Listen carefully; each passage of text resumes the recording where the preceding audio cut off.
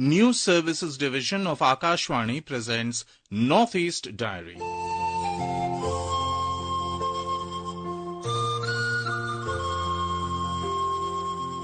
Good evening and warm welcome to another episode of Northeast Diary, your window into the vibrant cultures, inspiring stories and unfolding events across the 8 jewels of India's Northeast.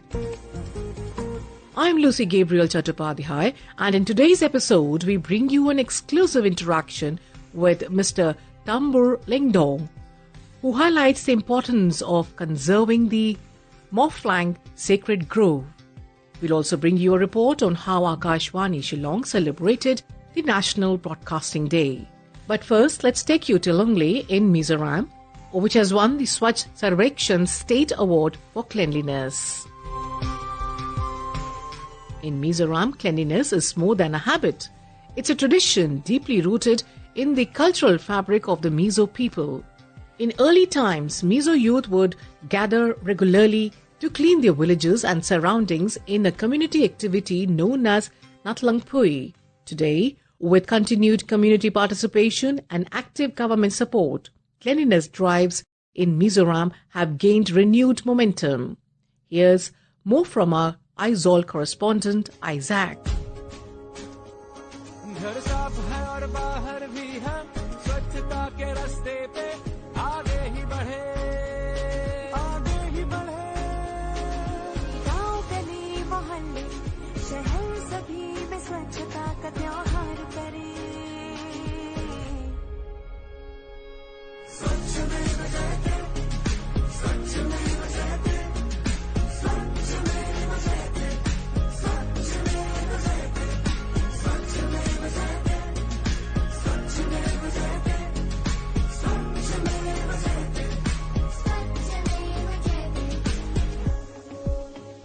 In Mizoram, Lunglei town in southern Mizoram shined bright in the recent Swachh Sarvekshan Award, which was held at New Delhi, bagging the honor with the promising Swachh Shedar of Mizoram Award. The award-handing ceremony organized by the Ministry of Housing and Urban Affairs was held in New Delhi on July 17, 2025. The Cleanliness Award was received by State Urban Development and Poverty Alleviation UDNPA Minister K. Sabdanga, along with Lunglei Municipal Council LMC Vice Chairman K. Larinoma and other officials. Speaking to Akashvani News, Lunglei Municipal Council LMC Vice Chairman K. Larinoma said that the award is a recognition of the concerted efforts jointly taken up by the Municipal Council and NGOs such as YMA, MHEP, MZP and others. He says, "We are truly grateful that Lunglei has been recognized as the promising Swachh Shehar of Mizoram in the Swachh Sarvekshan 2024-2025 Tanda Mahua. This recognition is a moment of pride and unity for the people of Lunglei. We dedicate effort of the Lunglei Municipal Council. We have come a long way, and we also deeply thankful to the government of Mizoram for their constant support. From the very beginning, Lunglei has stood together in the journey towards cleanliness. Various NGOs, including YMA, MHEP, and MOP, have played an important role in this achievement. Environmental NGOs like Clean Lunglei Society and Project Safe Lung have also made significant contributions. We will continue to put in our best efforts to make Lunglei the cleanest municipal in India." The Swachh Sarvekshan Awards are part of the Swachh Bharat Mission Urban (SBMU) initiatives and evaluate towns and cities across India based on various cleanliness indicators. This year's awards mark the 9th edition with a total of 78 awards conferred on various awardees. Since its debut in 2016, Lunglei has won 6 Swachh Sarvekshan Awards, including Best City in Innovation and Best Practice Northeast Zone 2019, Best City in Citizen Feedback Northeast Zone 2021, Clean City in Northeast Zone 2022 and 23, and Clean City with Mizoram Population Below 1 Lakh 2023. With Gingangte, this is Isaac from Akashvani News, Aizawl.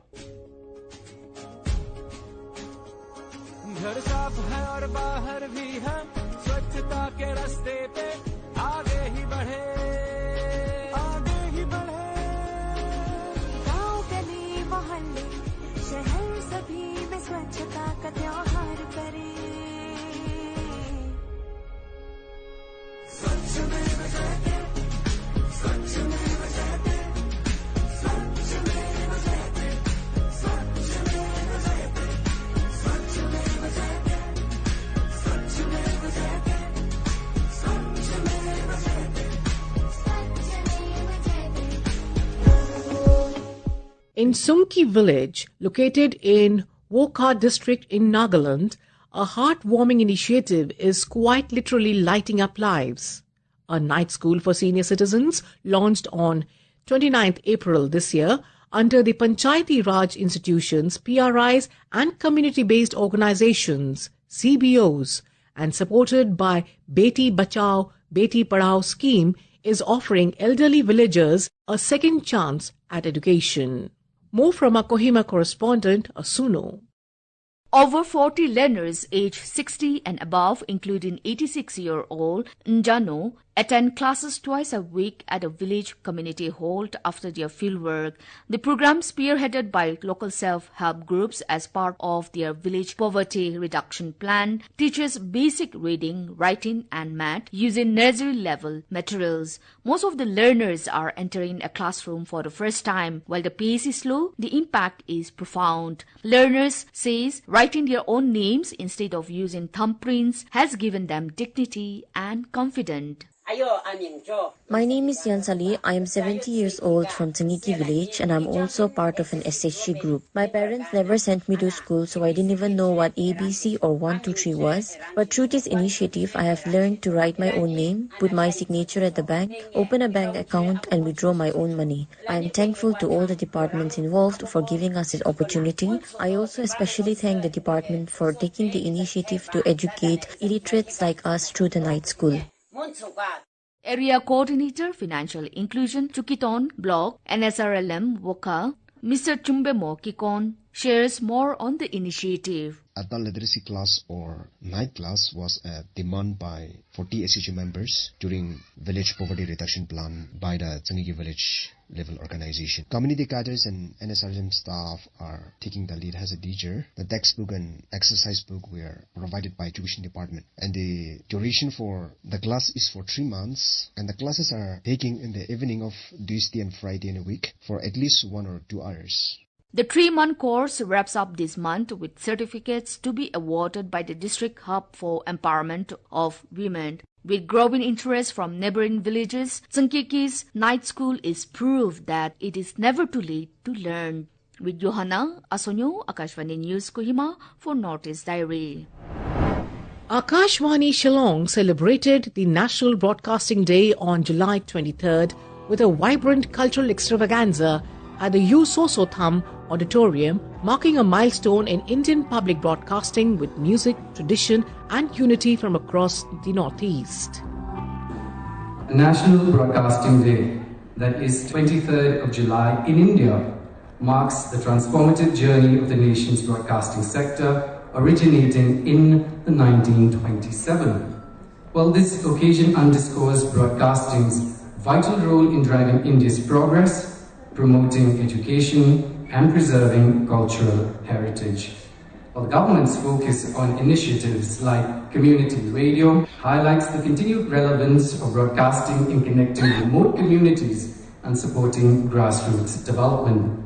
Well, as India celebrates National Broadcasting Day 2025, it looks forward to a future where broadcasting evolves to foster national unity, empower citizens, and advance educational outreach. In today's digital era, India aims to develop a robust, inclusive, and technologically sophisticated broadcasting ecosystem that addresses the diverse needs of its population while also aligning to global standards. While National Broadcasting Day celebrates not only technological advancements, but also radio's enduring ability to inform, educate, entertain, and unify a diverse nation. Well, as India navigates the digital age, the core values of public service broadcasting remain essential, ensuring radio's continued significance in shaping Indian society.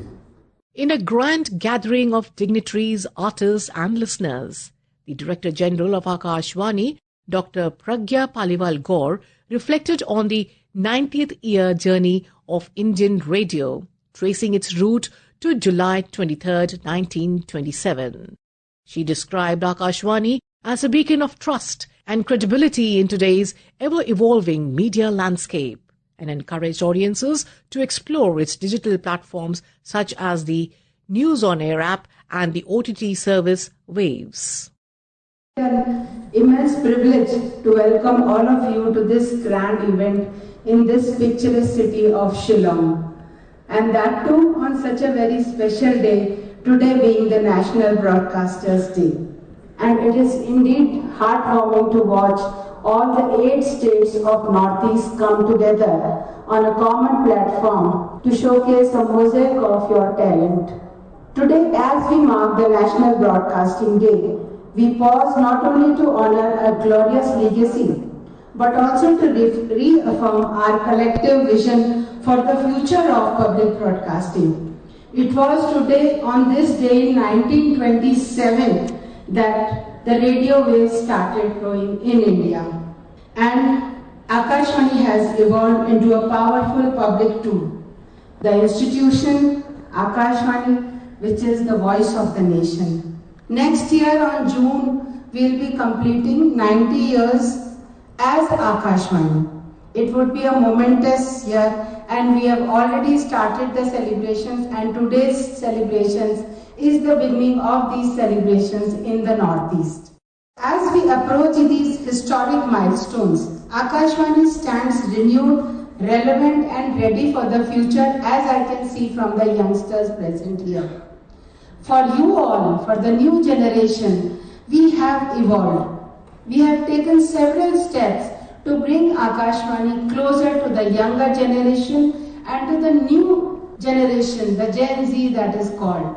We have, as spoken earlier, Mr. Tiwari said, we have our News on AIR app on which you can listen to anything, news, music, anywhere, anytime. Recently, we launched an OTT platform, Waves. I request you, all of you, to download that and watch all the radio channels. All the radio channels are there on this OTT platform. You can listen to it anywhere on the go.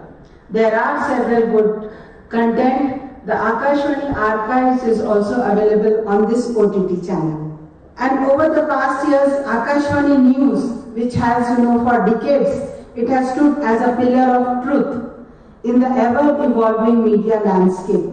In this age where instant information and fleeting headlines take space, Akashvani remains a beacon of credibility and composure.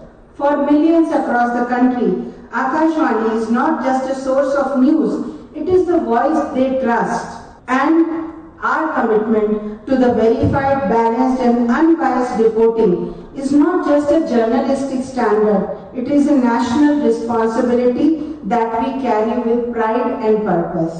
Also present at the event was Dr. B.D.R. Tiwari, Commissioner and Secretary to the Governor of Meghalaya, who praised Akashvani as a people's voice, echoing the hopes and aspirations of every corner of the nation. The highlight of the evening was the Northeast Music Concert, an electrifying showcase featuring stellar bands from all 8 northeastern states. The concert celebrated the region's cultural diversity through a vibrant tapestry of sounds.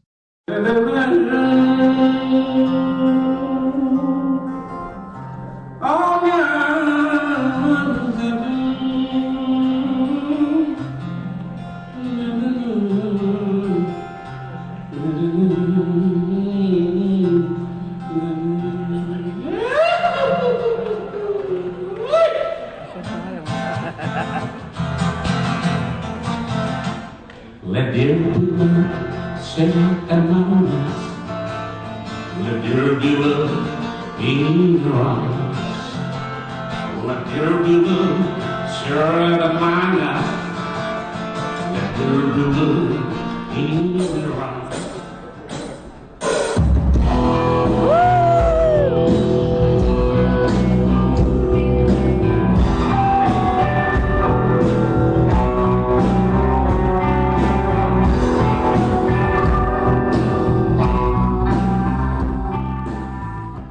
The performances captivated the audience, seamlessly blending traditional melodies with modern rhythms, an embodiment of India's unity in diversity.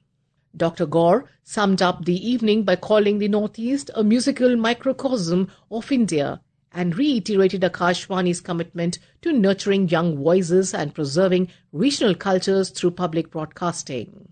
As a performing art, music is a powerful yet warm tool in reinforcing the enduring spirit of unity in diversity.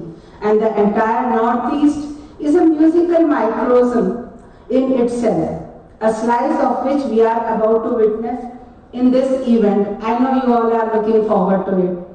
On our National Broadcasting Day, it would be pertinent to specially mention the immense contribution of our stations across the 8 northeastern states. And music has its own magic, and it has a lion's share in the programming mix of these stations. May the relationship between All India Radio, Akashwani and our beloved listeners across the Northeast continue to blossom and bloom, making it more fruitful for all and especially the younger generation. But as of now, as you surrender your senses to the vibrant rhythm and melody of one performance after the another, enjoy this special concert to the fullest. I have been told that the same concert will also be telecast on DD Bharati, so you can watch it there too.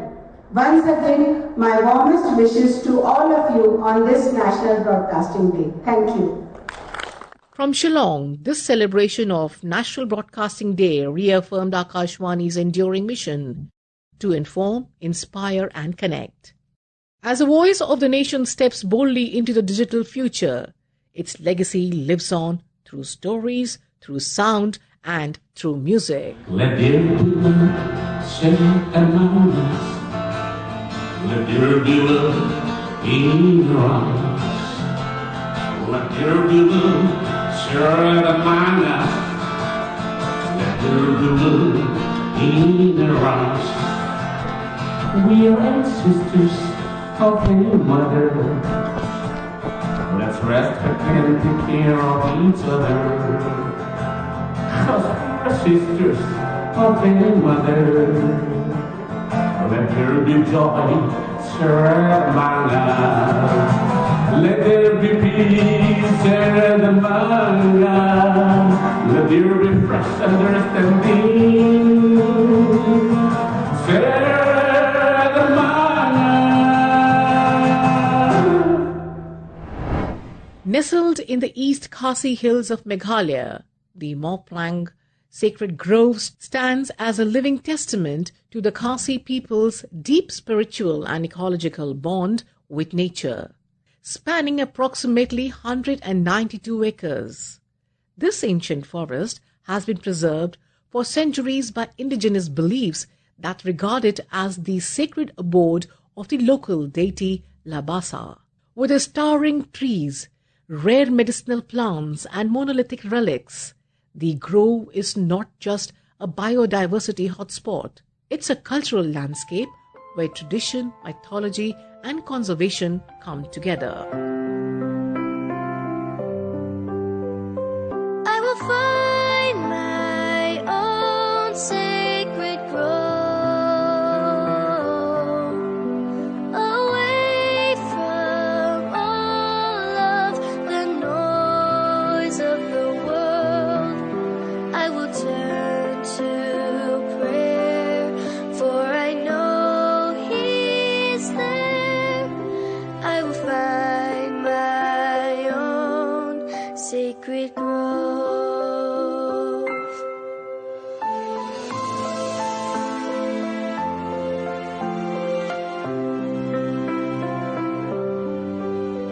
I will find my own sacred grove,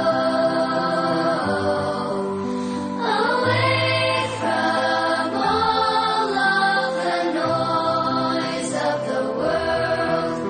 I will turn to prayer, for I know He's there. I will find my own sacred grove. The grove remains untouched by modern exploitation, safeguarded by a traditional code of respect that forbids even the removal of the single twig. It stands as a powerful example of how indigenous wisdom can guide sustainable coexistence with nature. In today's special segment, we bring you a conversation with Mr. Tambur Lingdo, founder of Maplong Sustainable Tourism Society and a prominent voice in conservation in Meghalaya. With over 25 years of experience, Mr. Lingdo has played a key role in protecting the Maplong Sacred Grove, the oldest and the largest sacred forest in the East Khasi Hills. Rooted in Khasi traditions and belief systems, the grove symbolizes harmony between nature and culture. In this discussion, he joins Vinita Thakur to reflect on sustainable tourism, ecological preservation, and the vital role of communities in safeguarding sacred natural heritage. Hello, good evening listeners, and today in this special program we have a guest, and he is a writer, a performer, and above all he belongs to an area which is so ethereal, so beautiful, out of this world. So firstly I would like you to introduce yourself, sir. What's your name? My name is Mr. Tambur Lingdo. I was born and brought up here in Maplong village. I'm also the one who introduced the tourism of Maplong Sacred Grove to the world in 1996. I'm very happy to be a part of it because I'm the pioneer. Pioneering this is like bringing hope to the people, become resilience to the climate change, because people won't have much of these kind of forests all over, because in Meghalaya we are having about 215 sacred groves, but I think right now we have only 60 of them still standing, because the people are so greedy. They cut off all the trees and they make it residentials, or maybe they're also doing farming land. So I'm also writing a book which is called Collection of Herbs and Medicinal Species for curing many different type of diseases as well. I also inserted the story of the Maplong Sacred Grove, a case study of Maplong Sacred Grove in that book, which I released in the year 2020 during the lockdown. Oh, that's lovely. Just tell me, what is the real sanctity? Because listeners all over the country, they would like to know. I know you have written a book, but for those who have not been getting a chance to go through your book, they would like to know. As I can see, this place is so groovy, so beautiful, and the sacred forest is right in front of us. But what is basically the sanctity of it? Tell us more details about it. Right from the time I introduced the sacred grove to the world, I am trying my best to tell the story of how these kind of sacred groves have been established. Because these sacred groves, they are not just a forest, they are a place where we perform rituals and all that. But before coming to that point, it should be noted that to be a sacred grove, it has to be properly demarcated. After properly demarcated, then it has to be sanctified. After sanctification, you have to also invoke the deities, because the deities are the one who take care of the grove. They call it Ringkau Basa in Khasi. Okay. And these deities, they are protecting the forest along with us. So these forests, they also not just having the deities, but also we have to perform rituals. And rituals is performed during the time when epidemic, the time of war, and the time of famine. So we have to come here, and every sacred groves have a different deities as well as the ingredients for the rituals. So this has been standing to test of time for more than 800 years. It has been visited by many big people, right from Meera Kumari, the former Lok Sabha speaker, then Narendra Modi. I guide him when he come here.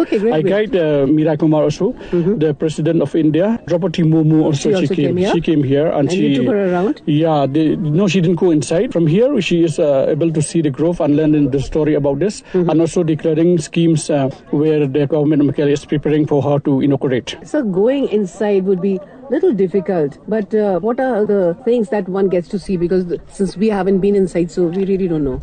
Going inside, you will be seeing these kind of groves. They are called primordial forest. Primordial forest or primary forest, where it is a virgin forest, where it is untouched, where all those type of tree species and herbs and plants are there.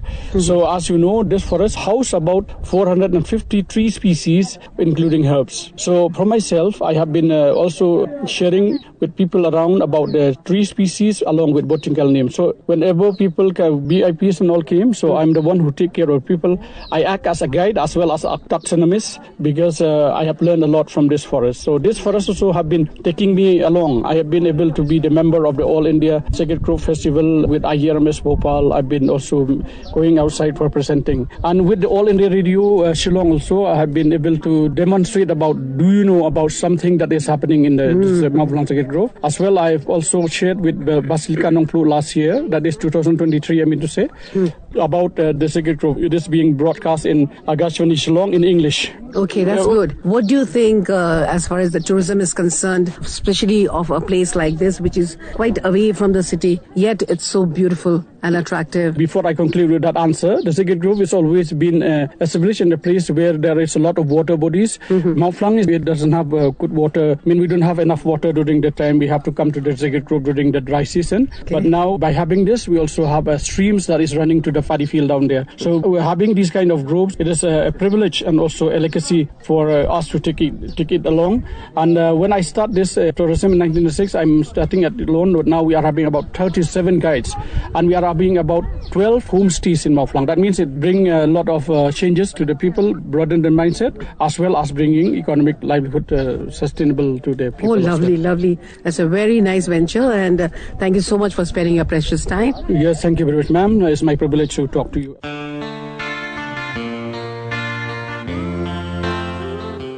And now listen to this Kasi love song, Uf Kya Jingi, by Grace Rupme and Band. Akajing emjona ngamte jingi kumni kanja ngalangya ban perka ya kan jingi uf kan jingi ya kaban mabanon habon gade gabapion ting ting ya habin siya ban ya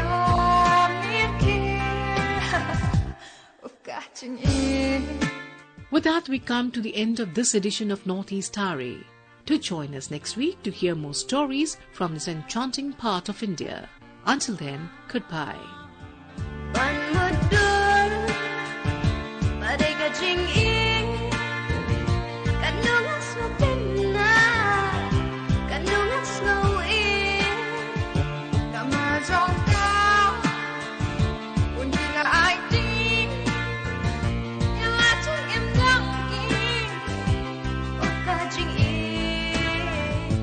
Kajing inzona ngamti jing it ni kanja alangya ban perka ya kajing of kajing This program was presented by Lucy G. Chattopadhyay, produced by Vinita Thakur with assistance from Kumar Gaurav. It was brought to you by the News Services Division of Akashvani.